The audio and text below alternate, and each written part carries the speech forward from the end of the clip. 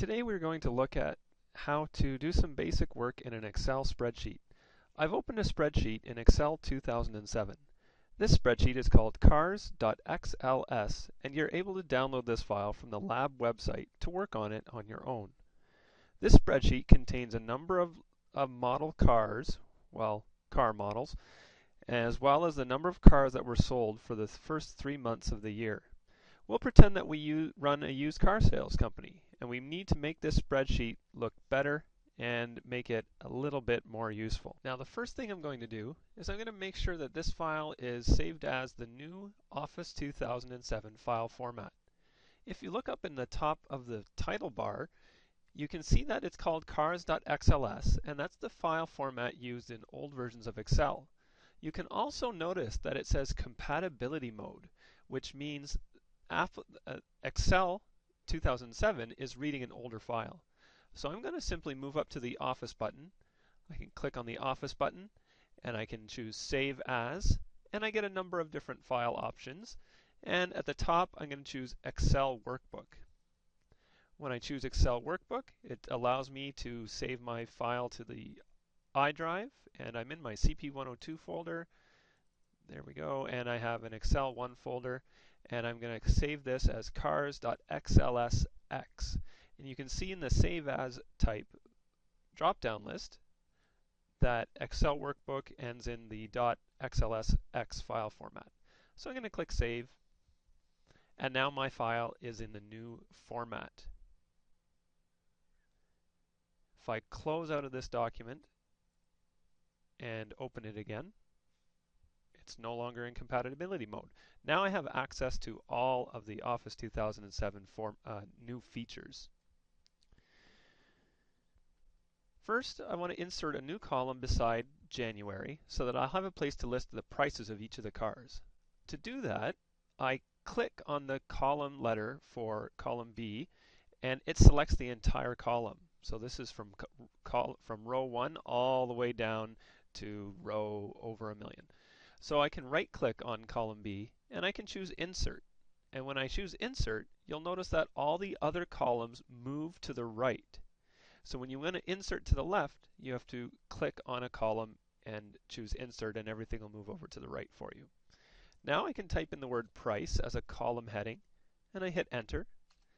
When you're entering data in Excel or any spreadsheet, you'll always want to click Enter after you're done typing in a value. And now I can type in some values for prices. So let's say the Lynx is a $14,000 car and the Tiger is $22,000.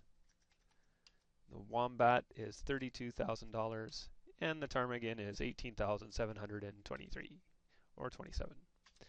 Notice when I enter the prices, I didn't enter any dollar signs, and I don't enter commas between the thousands marks, and I don't enter any periods or decimal places. We're going to use the features of Excel to format this column as numbers a little bit later on, or actually as currency.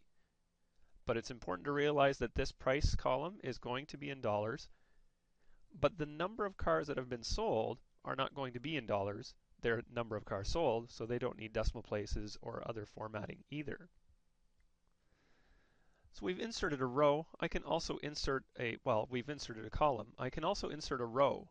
I'm going to click on row 1 just by clicking on the row index, and it select all of the rows. And if I scroll over to the right, you'll notice that Excel can contain a very large number of rows and number of columns, and in fact if I use Control right arrow I can move to the very end and I see column letter or column heading XFD, and I don't need that much data, so using the Control and the left arrow I can jump all the way back and I can simply see the rest of my data now. So I'm going to right click on row 1 and choose Insert, and you'll notice that everything moves down. So now I have an extra column here, or an extra row here, and I'm going to put in a name for our used car sales, and it'll be called Dastardly Dan's Used Cars. But you could use your own name. It's our car sales for the first quarter. That'll be our title heading that we'll use. Beside the March column, I now want to have a column that will calculate the total sales, which are going to be the number of cars that I sold for the first 3 months, multiplied by the price value. And this is where the power of spreadsheets really becomes noticeable. The first title is going to be called Total Sales. And what I'm going to do here is I'm actually going to create a equation or a calculation in Excel created by using cell references and other mathematical operators. Now all functions or formulas or equations in Excel start with an equal sign. So I type equals, and I'm going to have the price, and I want this price to be the one I'm going to use because I'm in row 3 and I want the value in row 3 to be used. So that price is $14,000. But when I click on B3, which is the cell address, you can see that B3 appears in my equation. Now, what I want to do is I want to multiply it by the value of all the other numbers added together. And there's a couple of ways to do this, but I'm going to show you a very quick way, which is just us typing in all the numbers. I'm going to use a parenthesis, which allows me to use order of operations because I want 3 numbers to be added together. I want C3 added to D3 and also added to E3. So I'm pressing the plus sign on my keyboard and then selecting each of those cells. Now when I enter the closing parenthesis, it'll actually add the 3 numbers together first and then multiply it by the value in B3. Now that I've completed the equation, I'm going to hit enter, and you can see that I get a pretty big number. That's the total dollar value for the sales of all the cars sold multiplied by the total dollar values. Now, one neat little feature is I can select all the number of cars that have been sold, and just as a little verification, I can look down in the status bar, and you'll see that the status bar in Excel will almost always have 3 values that you can look at when you select a row of numbers or any range of cells. We have the average, we have the count, so I had selected 3 numbers, and the sum is 1,513. So I know that the total number of cars sold is 1,513, and then if I multiply that by 14,000, I get this number. Since that's the total sales for lynx, I also want to have the total sales for tiger, wombat, and ptarmigan.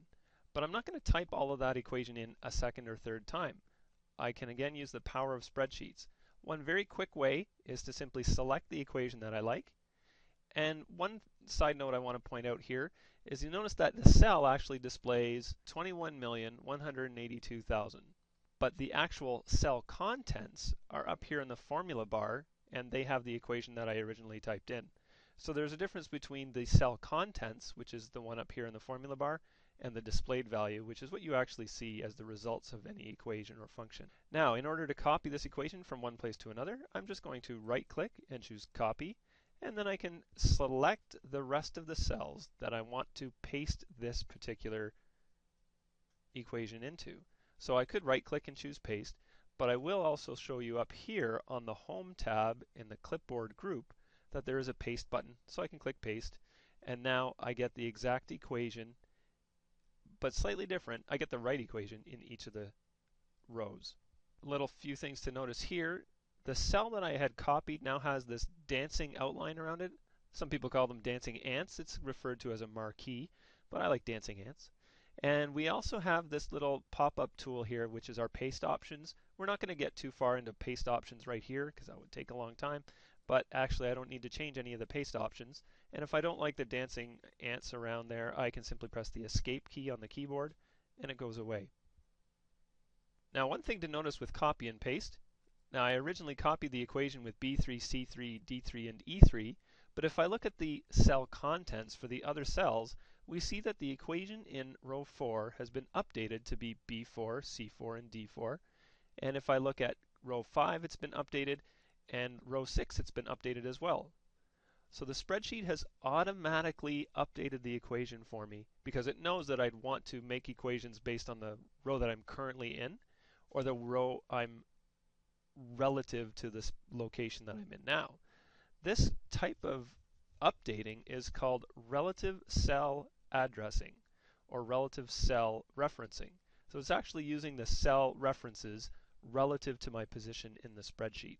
So because I'm currently in F6, the computer pretty much knows that I'll want to take the numbers in C6 and D6 and E6 and then multiply that by B6. So remember relative cell addressing.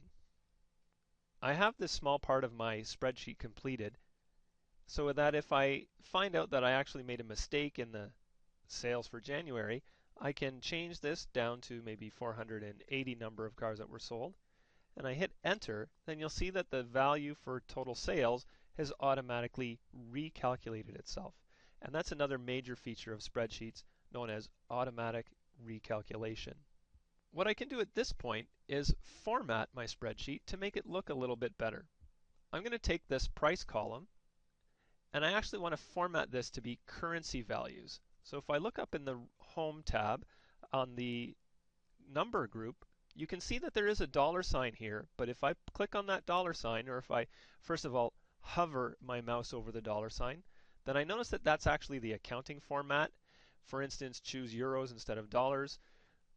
There's some information whenever you mouse over any of these icons, just like in Word. But I'm actually going to open this dialog box by clicking on that little tiny rectangle in the lower corner, and this will open the dialog box that's used to do all of the formatting for cells within this spreadsheet. The first tab is the Numbers tab, and it allows me to format the numbers of the spreadsheet, or the values that I've typed in, to be different formats. So instead of current, general, or number, I can actually choose currency, and that puts a dollar sign in front, and then there's a comma separating the thousands, and then there's a decimal place. In this case, I could have 3 or 4 decimal places, but of course I only want 2. And it also gives me the ability to change the symbol, and I can also have my negative numbers highlighted in red, or even appear in round brackets and in red. But I'll just leave the negative sign there. That's what I need. Now there is a separate formatting for accounting, and you can see that if I choose accounting, I don't get that ability to select different negative numbers, because accountants don't really use it, I guess. And it says here that accounting formats line up the currency symbol and the decimal points.